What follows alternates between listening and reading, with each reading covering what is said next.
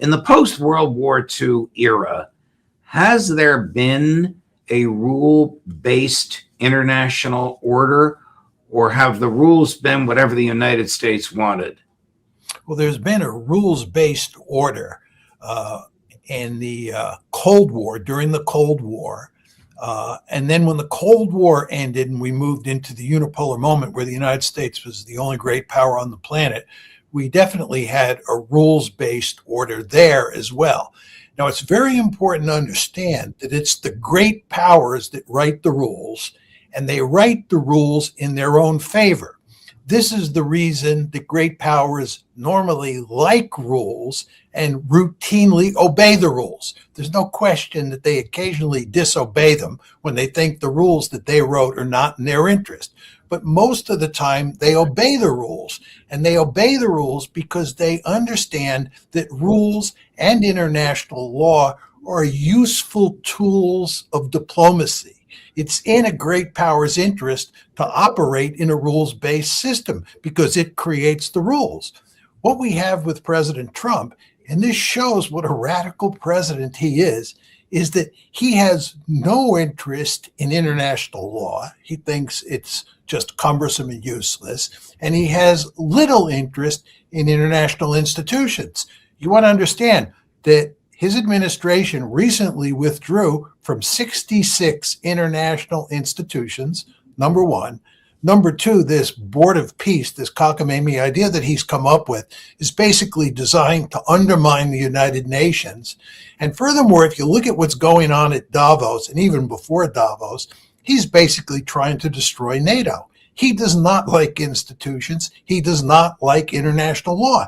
And in that sense, he is remarkably different from virtually all of his predecessors. But these rules, the Geneva Conventions, the UN Charter, the Convention Against Torture, there's so many of these, they were almost to the letter written by the United States. Why would he discard them? Why would he say, I have no use for international law, when it was written to benefit the United States by all of his predecessors? Well, it's because he thinks that these rules and these laws don't benefit the United States.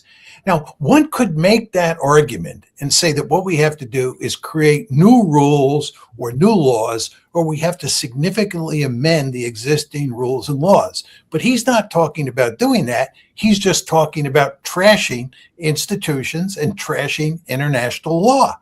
Why he's doing that is because he thinks those institutions and laws are counterproductive for the United States. I think he's dead wrong, and virtually all his predecessors thought that that was the wrong way to look at the world. Yeah, but can the CIA just swoop into Iran and pass out rifles and encourage people to kill each other? Oh, sure. I mean, there's a rich history there.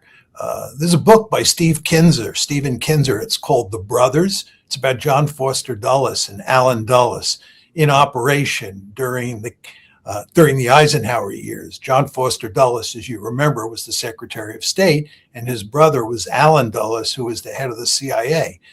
It's an easy read. It's a wonderful read. And if you read Kinzer's book, you'll see that the CIA was basically out of control from the beginning. So what's going on today is no surprise at all. So what happened in the streets of Iranian cities, where the former director of the CIA, also a former Secretary of State, it's not clear in which job he had more power, but you can guess, Mike Pompeo boasted that Mossad agents were walking in the streets. The evidence, the video evidence, is unmistakable about CIA, MI6, Mossad, apparently French and maybe Jordanian intelligence distributed weapons and fomented violence. For this to happen, would the president have had to authorize it? Wouldn't these CIA people that caused the deaths of innocent civilians fear a prosecution for murder by a future administration, remembering there's no statute of limitations on murder? Before I answer your question, it is important to point out that in 1953, right, the CIA helped overthrow the government, democratically elected government in Iran. So there is a precedent here. Yeah, well, the present government is democratically elected, and these intelligence agencies apparently thought they could have a redo. That's absolutely correct. And your question was, does President Trump know what's going on? Well, no, I don't know. Who knows if he knows what's going on? But would they do? Let me refine the question and prevail upon your expertise as to how the intelligence community has operated. Would they have done something of this magnitude, knowledgeable of the deaths to be caused, without a presidential finding to sort of protect them from a future prosecution? I don't think they worry about future prosecution. Those things hardly ever happen. I mean, Larry and Ray are the guys to ask on this because they've been on the inside and they know very well how these things work. But my understanding is that the CIA does all sorts of things that are technically unlawful, but they're hardly ever prosecuted for doing that. And when it comes to regime change, you want to understand that it's not just the CIA alone that's into the business of regime change. The idea of regime change, certainly in Iran, permeates the entire bureaucracy, the entire national security bureaucracy.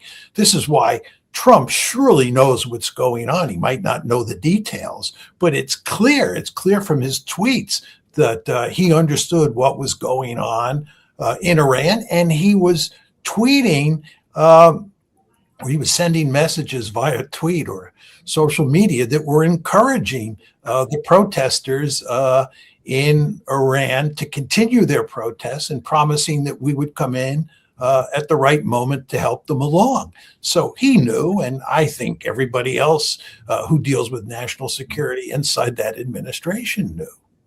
According to Alistair Crook, Russian intelligence, known by its initials of FSB, the successor of the KGB, and Chinese intelligence, the name and initials unknown to me, were largely responsible for along with the Iranian intelligence, destroying the means of communication that MI6, CIA, and Mossad had with all these creeps in the streets.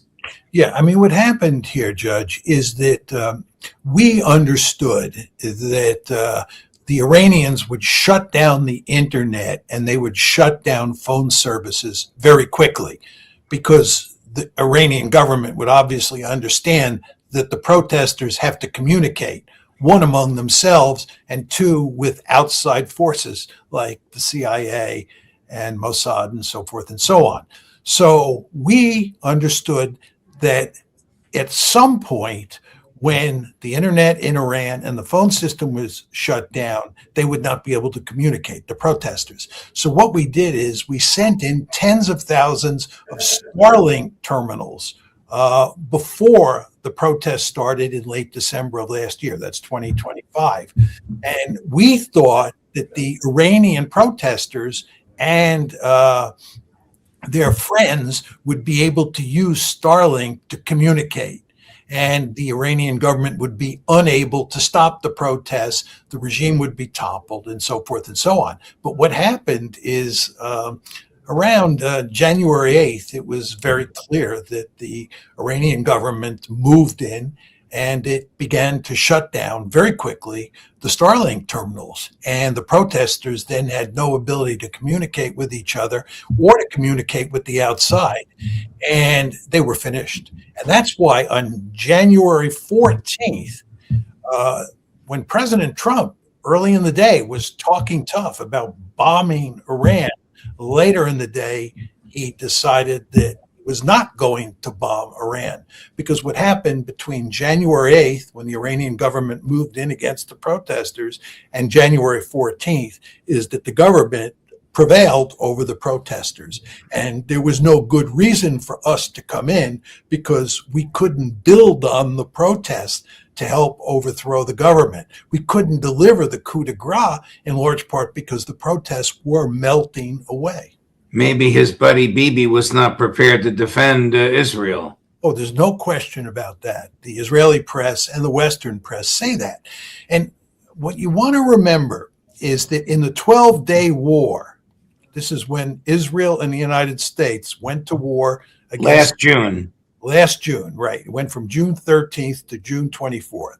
And we bombed those nuclear facilities on June 22nd. It was one day of attacks by us, and the Israelis attacked all other 12 days. But what happened is that the Iranians launched a bevy of cruise missiles and ballistic missiles at Israel. And they started off doing significant damage. But as the campaign, the 12-day campaign, wore on, the Iranians got more effective at delivering devastating blows against Israel. More ballistic missiles were getting through. So at the end of the 12-day war, it was not the Iranians who were asking the Americans to stop the war. It was the Israelis. And in fact, the Iranians were criticized by many at the time for ending the war, for stopping the war. The argument was the upper hand was shifting to the Iranians, and the Iranians should continue it because they would be able to punish Israel in significant ways. Anyway, fast forward to the present, to January 14th. Presumably, it's on January 14th, according to the news reports, when Netanyahu calls Trump up. And Netanyahu says, don't attack Iran because Iran will attack us, and we're not prepared to defend ourselves.